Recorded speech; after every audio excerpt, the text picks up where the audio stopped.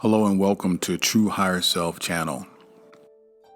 Glad that you're with us today. This is our third installment of the 7 spiritual laws of success that we're going to discuss today. There's a lot of great value here in terms of understanding the law of karma.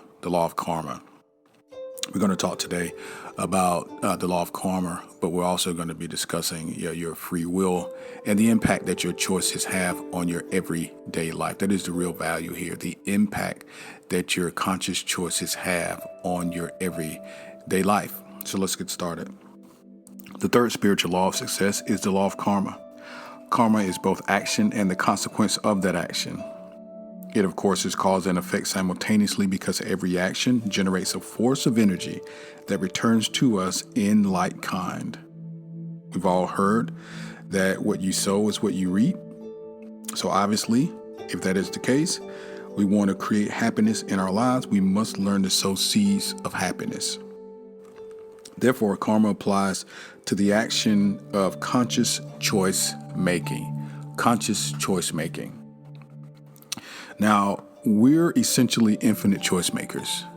We are, you and I. In every event, in every moment of our existence, we are in that field of all possibilities, pure potentiality, where we have access to an infinite number of choices. Now, you probably heard this referred to as free will. Same thing. You have the ability to determine which path you're going to go down on. And every path, although it leads to the same end, will be a different walk, will be different consequences and results. And we, as individual creators ourselves, have the ability to choose our actions on a daily basis, i.e. our paths on a daily basis. The best way to understand and maximize the use of karmic law is to become conscious of it. Become consciously aware of the choices that we make every moment. Example, one of the things that I like to reiterate, I listen to Eckhart Tolle quite a bit. And in terms of understanding consciousness, understanding what that means to be enlightened, to be on the path, to be a conscious being, is a very simple explanation. And I love the way that Eckhart talks about this. It is literally being conscious of your consciousness, to think about your thoughts, Many people don't do that. The majority of people do not do that. I didn't do that for many years. Many years, we are in respondency to external stimuli, anything that's happening in the outer world, and we simply are responding. We're not acting, number one. Number two, when we do act, it's not coming from a place of consciousness. It is coming from a place of external reinforcement. What our environment has taught us, what our parents have taught us, what our school has taught us, etc. The difference between that person and a enlightened or a conscious person is that person is aware of their thoughts. Be conscious of your consciousness. Be a thinker of your thoughts. Before you speak, think about what's being said and the effects that those words could have on yourself as well as the individuals that you have intended them for. As you'll hear in this lecture, words are powerful and words do matter. Now, whether we like it or not, this is the hard truth and this is the part we have to accept. Whether we like it or not, everything that is happening at this moment in our lives is a result of choices that we've made in the past. The sooner you accept that and understand that, the quicker you can get into an empowering restructuring of your life. If you are blaming your life on your parents or your spouse or the devil or whatever creation that you have been educated to this point from your environment on, as opposed to yourself, then you are going to be in a cycle of continual blame and unfortunately continual manifestation of some of the same. To take responsibility of your actions, of your choices, is to understand who you are. You are a creator. When I said before, words matter. It's not okay to be upset and then to call people names or to call your spouse out of his or her name. Words matter. They go out into the universe and they return likewise. Words matter. You are a creator. And I don't want to get off track and go really deep into that, but it's very important that you understand that your words have power. And the way that you create is to intentionally put them out into the universe with the expectation of some level of manifestation. And if you don't get that, that is why you're in the position you're in. And you keep seeing it happen over and over again because you do not understand your own power. When you hear people say things like, I'm never going to get married, for people who want to get married, I'm never going to lose this weight, for people who actually want to lose the weight, that type of stuff just never happens for me. Well, all of that is true, but it's only true because you have vocalized it and you have intended it and you put it out into the universe, and the universe only says yes. So it's going to give you other examples to reinforce what you are stating. So be very cautious and careful of your words.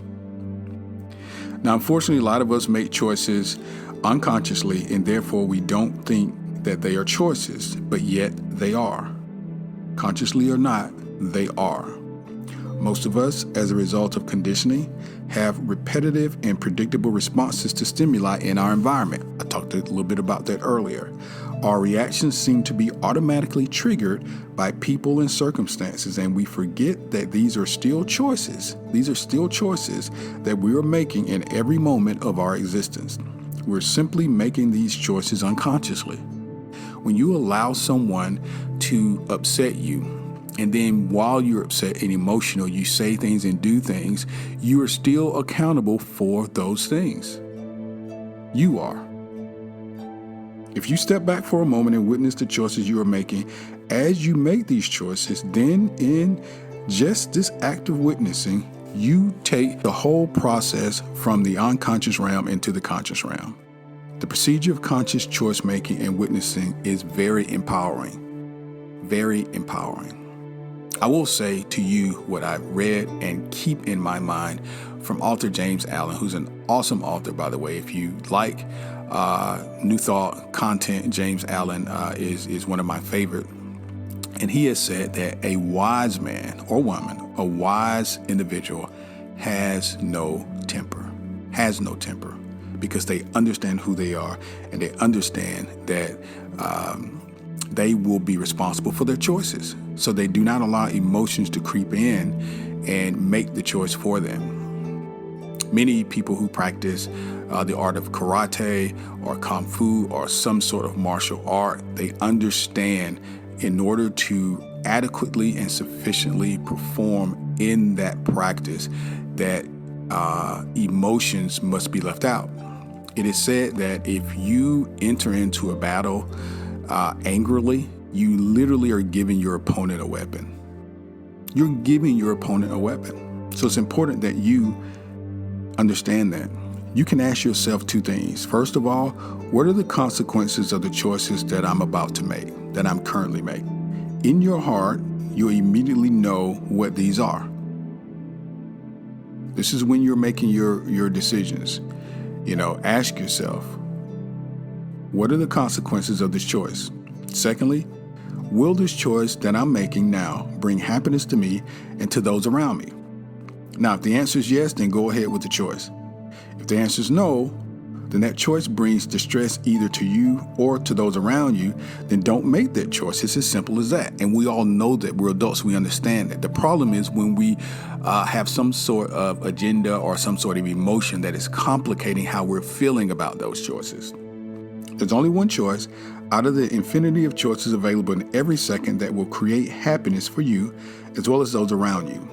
And when you make that choice, it'll result in the form of behavior that is called spontaneous right action. Spontaneous right action. And spontaneous right action is the right action at the right moment. That's the sweet spot. That's where we want to be. It's the right response to every situation as it happens. It's the action that nourishes you, not only you, but everyone that's involved or influenced by that particular action. Spontaneous right action. Again, you've got to be conscious in order to be able to understand this. Now, The universe has created us in a way that we have natural mechanisms by which we can determine and discern which action is the right action. For example, your body. Your body experiences two kinds of sensations. One is a sensation of comfort. The other, of course, is discomfort. So when you're making these decisions, if your body is saying to you and it's not feeling right, you've got this strange feeling or discomfort, then what you're about to do is probably not the right or the spontaneous right action.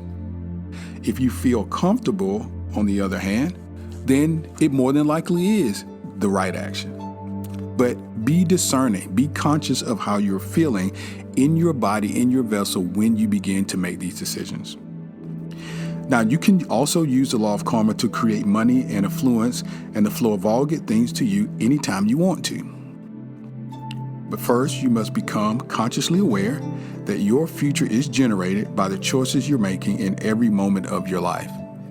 It's not okay to go to church on Sunday, for example, and then just really raise hell Monday through Saturday and just go and say your prayers on Sunday and then start all over again. This has to be a lifestyle. That's what a lot of people don't understand. And that is one of the problems with religion, the differences between religion and spirit. You've got to live this. You've got to become this.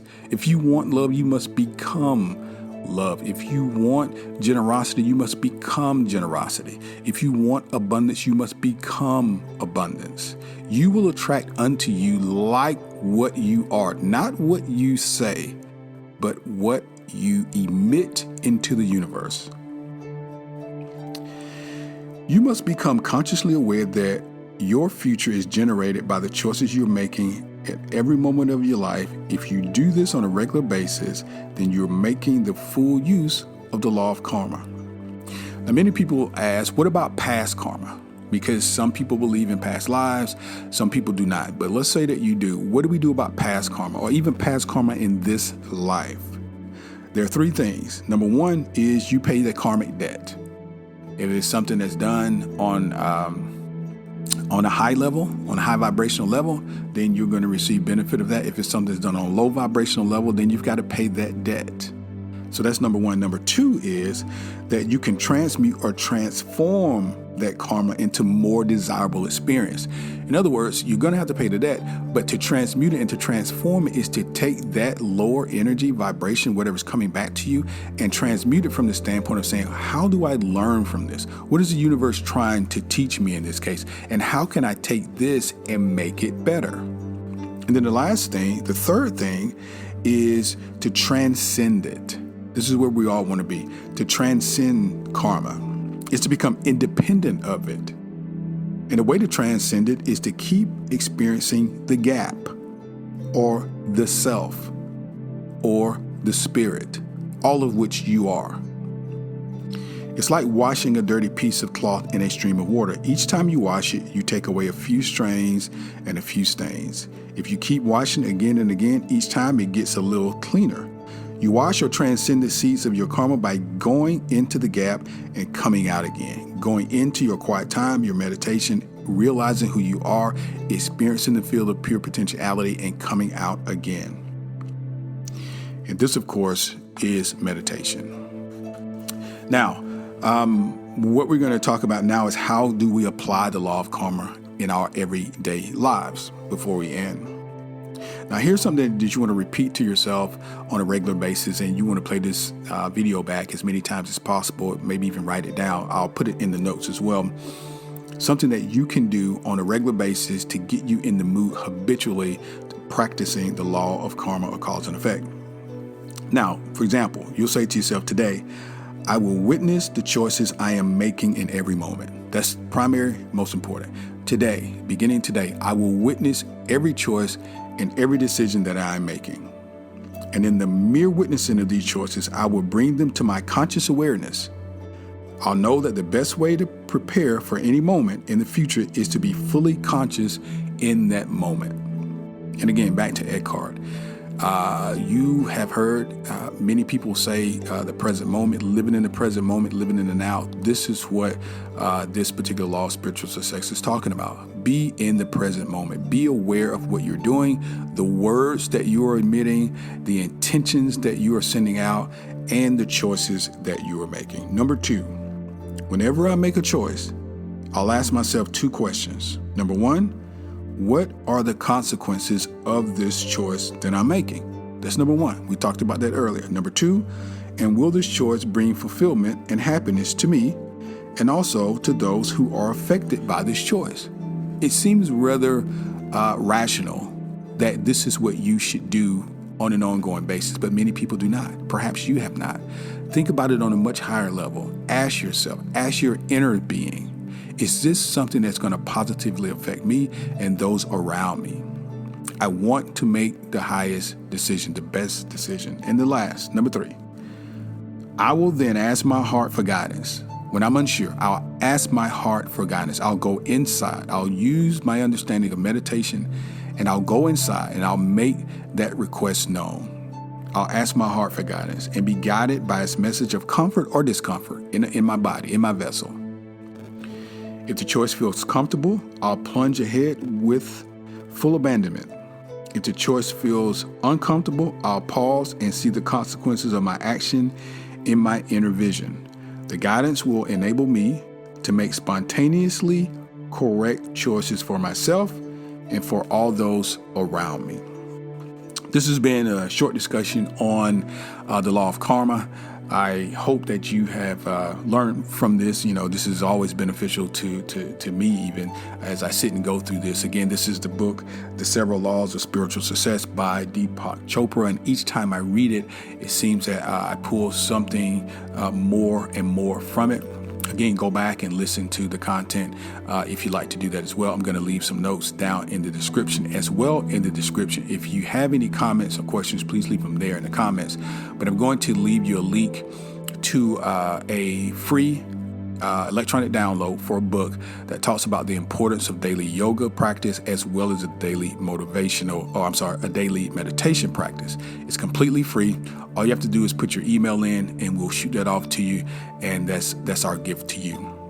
Very impactful, and it is something that will really benefit you on your spiritual walk. Now, again, as always, we appreciate you spending the time with us. Come back, check us out, subscribe to the channel if you're not already done so, and we'll talk to you soon. Be blessed.